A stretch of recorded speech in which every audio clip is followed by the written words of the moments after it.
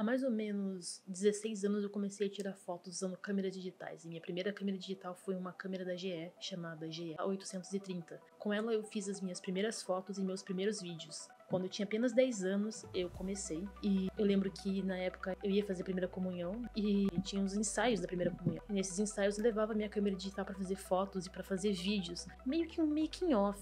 Eu não sabia que eu tava fazendo isso, mas hoje em dia, quando eu analiso, ainda mais trabalhando na área, eu sei muito bem que o que eu tava fazendo lá era registrar os acontecimentos daquela noite, né? Porque a gente ensaiava no começo da noite, tipo 6 horas até mais ou menos 8h30 da noite. Eu tava registrando esses momentos que estão guardados até hoje em DVDs. Eu tenho guardado em DVD todos esses registros específicos dessa primeira comunhão, que foi lá em 2008. Eu fiz a primeira comunhão em novembro de 2008 e agora nós estamos em março de 2025, quase 17 anos desse acontecimento. E eu queria falar um pouco sobre a GE 830. Se esse vídeo pareceu pra você, por favor, não pula, porque você vai conhecer uma das câmeras digitais mais legais que eu já tive a oportunidade de usar, que é a GE 830. Ela não é uma câmera, ela não é uma Cybershot da Sony, ela não é da Canon, da Nikon, da Samsung. Ela é uma câmera da GE, que fabrica câmeras também. Ela fabricou, né? Ela não tem apenas essas câmeras que são point and shoot, mas elas também têm câmeras um pouquinho mais do lado profissional. Aquelas câmeras que a lente não sai, mas enfim, elas têm um corpo parecido com o de uma DSLR, mas ela não é uma DSLR, que eu acho que muitos de vocês conhecem, e até mesmo umas Cybershots que são mais evoluidinhas, as lentes com um zoom maior, acho que até 30 vezes de zoom, enfim, são câmeras bem interessantes. Mas agora falando da GE A830, é uma câmera lançada em 2007,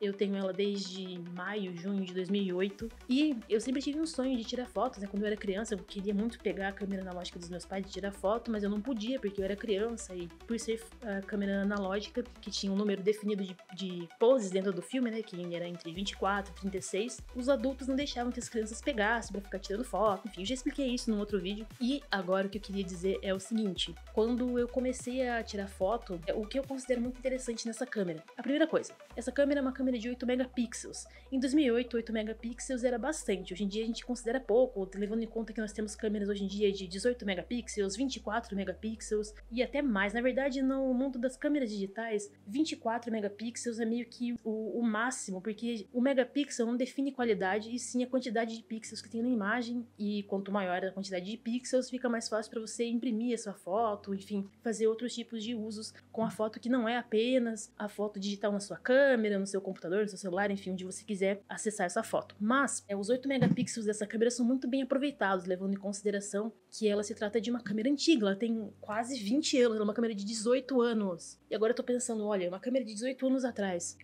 ela consegue fazer fotos e vídeos bacanas? Fotos são muito boas. Os vídeos, eles são vintage, eles têm uma estética mais vintage, uma coisa bem que as pessoas buscam hoje em dia com seus celulares e com suas câmeras profissionais, fazer vídeos assim, e na hora de editar, né, na hora da pós-produção, colocar um aspecto vintage, colocar um granulado, algumas coisas que têm uma estética vintage, né, estética VHS. Essa câmera é digital, mas a qualidade é bem pixelada, acredito que seja entre 240, é bem básica, o microfone dela é bem ruinzinho, mas como ela é uma câmera voltada para fotos, o vídeo acaba sendo só um bônus especial que só agrega mais valor a ela. Infelizmente a minha câmera, ela não funciona plenamente hoje em dia. Eu coloco as pilhas, né, que ela funciona com 2 pilhas AA, e não é com qualquer pilha que ela consegue ligar, ela só liga se eu colocar pilhas recarregáveis, aquelas da Duracell que a gente usa em controle, enfim. Por essa câmera ser uma câmera antiga, ela tem esse pequeno defeitinho desde 2012, ela ainda tinha 4 anos que a gente tinha, e eu fui tirar foto com ela simplesmente não funcionou, e eu fiquei um pouco chateada com esse fato dela não estar funcionando, e a gente comprou uma outra câmera, que é a Cybershot W570, que é a minha câmera, meu xodózinho, minha câmera favorita, que eu levo pra todo lugar, e ela funciona muito bem até hoje. Enquanto essa GE, ela parou de funcionar, a gente ligava, ela desligava, ligava e desligava, e isso